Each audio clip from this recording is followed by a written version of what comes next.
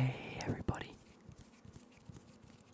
welcome back, welcome back, welcome back to the AS Clement YouTube channel now.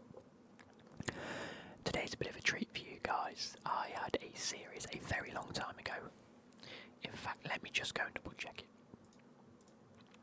While I do, please click that like button. Please subscribe to the channel. We're on the road to 25k. We're on the way to 25k, as I like to say. And hopefully this year we can hit it. I mean, it is a little bit ambitious per se, but I'm really trying to vary the content, up the content on this channel, as you guys have probably seen. It's actually a conspiracy. There you go. So, oh jeez, my last conspiracy theory video with the wackiest of thumbnails was in 2020. It's been 3 years, well, 2.5 years, but almost 3 years since we last did a conspiracy theory video or read about a conspiracy theory. Now, we're not going to do any like top-down reading like I used to do, because one, it requires a hell of a lot of effort, and two, I can't really change my setup in a way to do it, maybe in the future. Well, this is a book I've had for a while, but I've only just found it. I remember being given this ages ago when I got my other one, actually. And I'll show you guys. It just says Conspiracy Theories, a guide to the world's most intriguing mysteries by Jamie King. I'll read the blurb on the back. There's quite a lot, actually. But did Michael Jackson fake his own death in a bid to escape a financial ruin, or was he murdered? Was it aliens that helped build the Sphinx and the Great Pyramid, and what were they trying to cover up? Is the food industry colluding to make us addicted to sugar? That's a good one, because I believe so. I'm heavily addicted to sugar.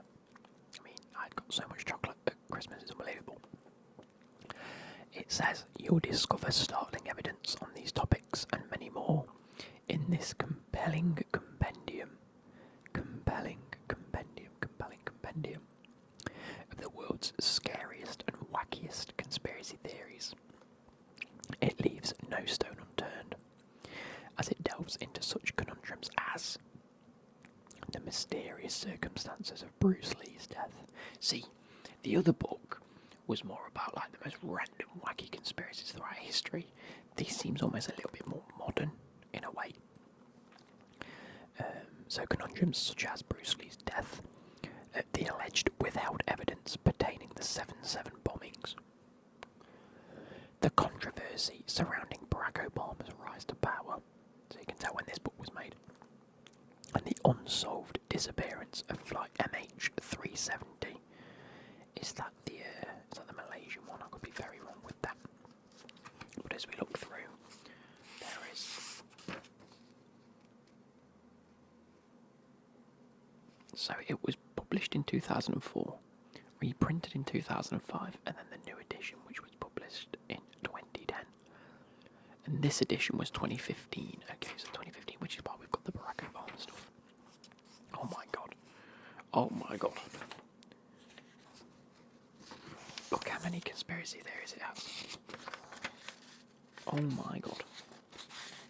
So, we have introduction, 9/11, Hitler and AIDS. What a way to start a book. I never thought the contents would be Chapter 1, 9/11, Chapter 2, Hitler, Chapter 3, AIDS. But we're not going to go with those. Those seem a little too... no point. We might as well pick something that sounds a lot more interesting for today's video, shall we? Now, the Bruce Lee one's kind of interesting, and that's on page 55. And then the one before that, so starts on page 52, is the British royal family are aliens. Now, God rest her soul, the Queen died last year, so that might be quite relatively relevant. And then the one before that is the British government make it rain. You know what, we're going to start with that. We're going to start with the British government make it rain. Then the British royal families are aliens. Bruce Lee's death, because that's a good 10 pages, 8 pages worth of content there. And then we're going to give our thoughts and theories on what goes on. Let me go like this. Oh shit! No, I've gone down even further. There we go, up the top. So I am just going to be reading from here. So if you guys want to sit back, relax, click that like button, and subscribe, and comment your thoughts on this. Yeah, if you guys want to sit back, relax, close your eyes, and I'll start reading in 5, 4, 3, 2, 1. Let's go. The British government make it rain. So there's no photos with this one, which is a shame. At least I don't think. Anyway. Cloud seeding is a... We're 4 words in and I can't read it. Cloud seeding is a meteorological, there we go, technique where specific particles are dispersed into clouds in an attempt to change the type of precipitation that will fall, or indeed to make any precipitation fall, which means making it rain. There is, however, a darker side to this science. Theorists believe that the government uses cloud seeding for their own means to affect the nation's mood in ways that will benefit them. Right. This can be reasonably innocuous. For example, summer festival goers may feel that cloud seeding has been used to make sure the festival is rainy so that people won't be too tempted to party all day and night, which could lead to them being unproductive back at their desks or even absent on Monday. Yeah, that's what the government are bothered about, whether Sally that went to Leeds Fest is back to work on Monday.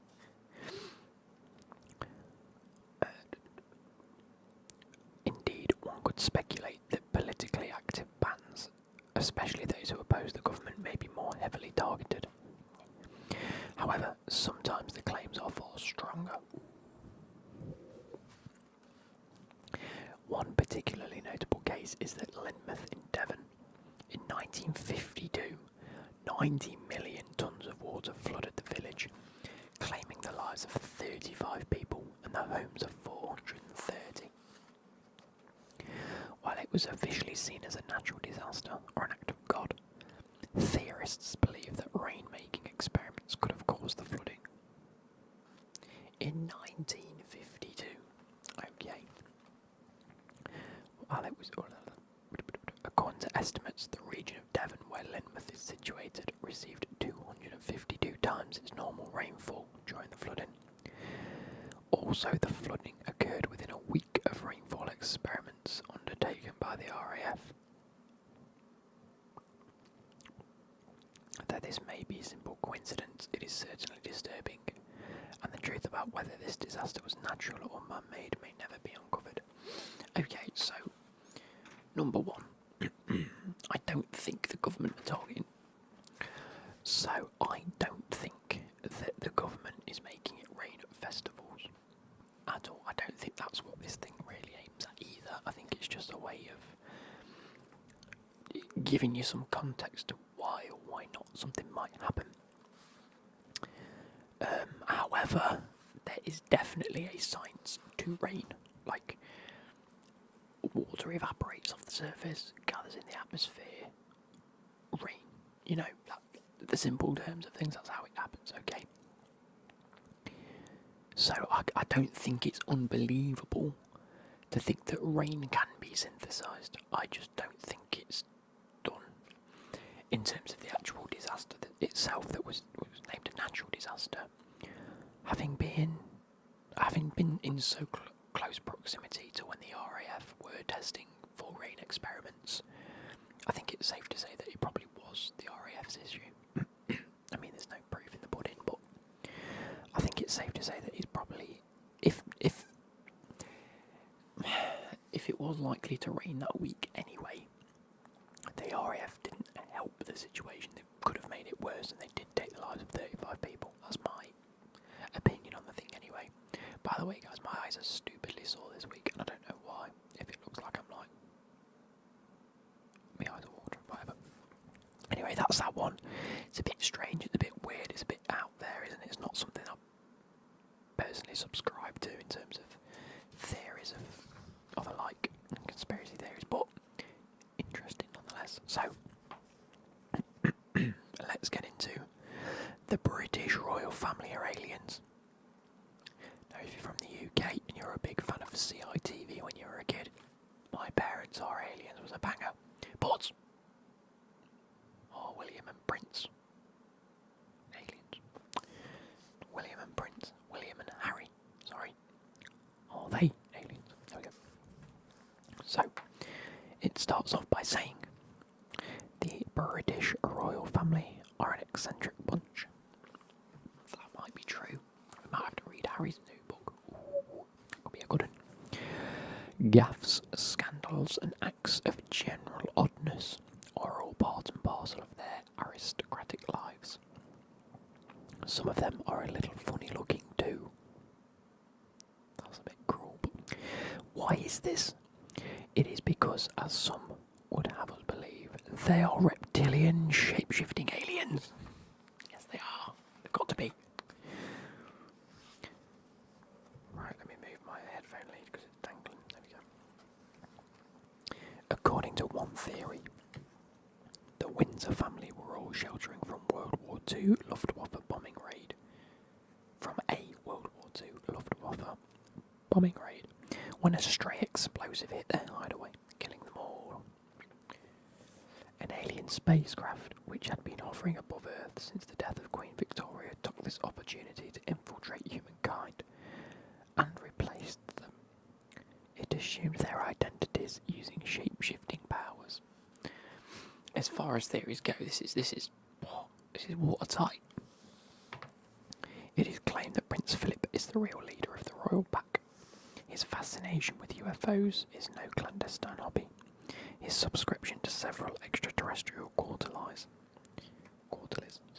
and alleged regular covert visits to areas where sightings have been reported, and to secret crash sites enable him to pick up vital messages and check up on old extraterrestrial friends.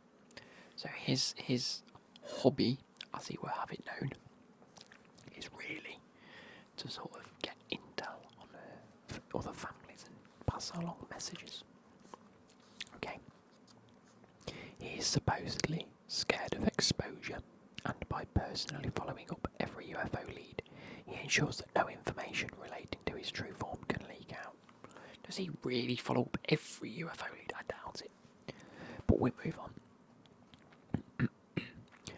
Prince Philip's, well, actually, I should be saying King Philip, shouldn't I? No.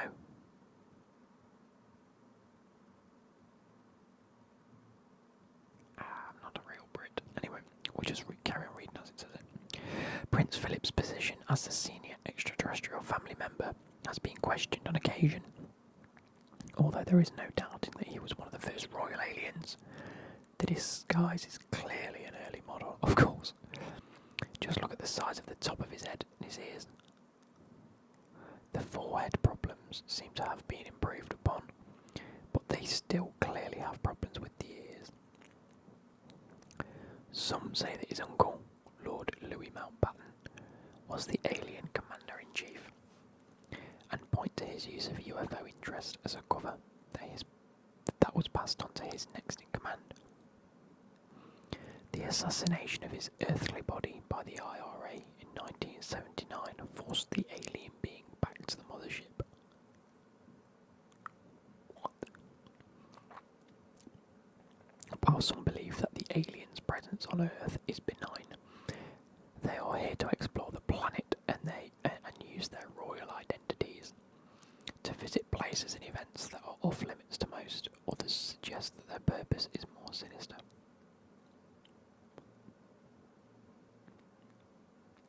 This is bonkers. Obviously all true.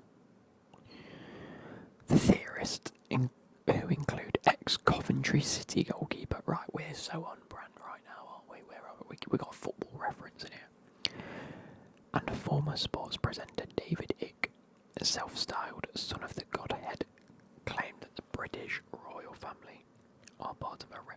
shape-shifting alien conspiracy to take over the world. Their goal is to create a totalitarian one-world state ruled over by a master race of beings from outer space. If it was, then the royal family just wouldn't be like heavily racist, will it? Anyway, George W. Bush is also a member. That Presley-eating injury was no freak mishap. Shape-shifting causes occasional injury to the human tissue. Right. Their refreshment of choice is allegedly human blood. Oh, they're vampires now. And they're not afraid to they're not afraid of permanently silencing. I can't read. It's allegedly human blood, and they're not afraid of permanently silencing those who threaten to expose their real identity. What's Diana? Here we go. It is. We're getting into the juicy bits now. Where's Diana? Princess of Wales? Yeah, Princess of Wales. Killed by this alien force because she had discovered their secret. Long mystified by Charles' insistence on separate beds. Even while dating and in marriage, an unplanned visit to her partner's bedroom in the night is said to have laid the truth bare. As it is during the hours of darkness that they return to alien form. From that moment on, some say Diana's days were numbered. I haven't heard such a lot of waff in my life, guys. What on earth is that? Like, if you're gonna come with some mental conspiracy, you can't just say, this is the theory, this geezer believes it, this is what happened, and then name drop Diana's death by saying she was covering up aliens. Nah, fuck off. Load of waffle. Anyway. Bruce Lee. Because she's a Bruce Lee stuntman. What a song that is, by the way. Bruce Lee stuntman by Shotty Horror. Check it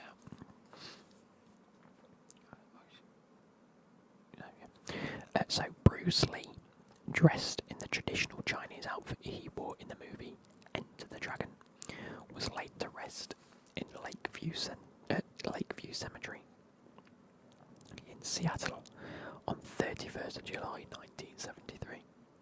But long before his sudden and tragic death at the age of 32, rumours were rife throughout Asia that he had been dead for months. The official pronouncement was of death by misadventure, but according to one source, Hong Kong triads killed Lee because he had refused to pay them protection money. Indeed, some believed that the triads had managed to kill Lee using a pressure point attack, which left him like a ticking time bomb. He would have felt fine directly after the attack, but his body would have been preparing to shut down. This is seen as the holy grail of martial arts, to be able to cause delayed death with the simple use of pressure points. Another source claimed that Lee had been drugged by the former sensei, teacher, who resented the fact that he taught martial arts to foreigners. Many Chinese people believed that Lee was the victim of his own rigorous training regime, while others cite drug abuse as the cause of his demise. It is even claimed by some cynics that Lee faked his death and that he is merely waiting for the right time to return to society. See, I see a lot of these theories where they're like, he's still alive, honestly, Tupac never died. Why would you fake your own death? Waiting to come back. Because then that only proves you faked your own death. Have I got a thing on my head? No, it's the shadow of my hair. Yeah, it just ruins the point of faking your own death anyway. The most popular story printed in the Hong Kong press suggested that the US Mafia had killed Lee. After completing The Green Hornet, Lee was approached by Mafia agents who wanted him to become the first Asian star in Hollywood.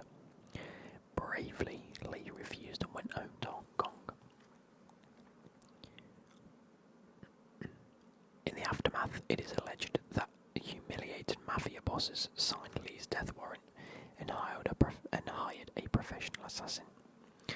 As interesting postscript to this story claims that Lee's son, Brandon, also a martial arts actor, was accidentally shot dead after he found vital information about his father's killer. In 1993, Brandon died in mysterious circumstances while filming the cult classic The Crow, in a scene where he was to be shot, in which there will usually be no bullets in the gun. A fatal mistake was made and Brandon was shot to death on set. He was Alec Baldwin. There are many who believe his death was no accident at all, and that it was murder, echoing the death of his father. Indeed, perhaps it was even the same culprits not wanting Bruce Lee's son to survive and carry on his legacy. Perhaps the most outrageous theory regarding Lee's death is that a prostitute killed him in a fit of panic. Right, okay. If the story is to be believed, Lee had taken a powerful aphrodisiac which had caused him to become very violent during sex. Fearing for her life, the prostitute reached out for the nearest heavy object, a glass ashtray, and struck Lee on the skull. He would never wake up from the resulting coma. So how did he actually die? Countless documentaries, books and magazines have purported to tell the true story of Bruce Lee's death. As far as the people of Hong Kong are concerned, the full facts surrounding Lee's passing have never been revealed and probably never will be.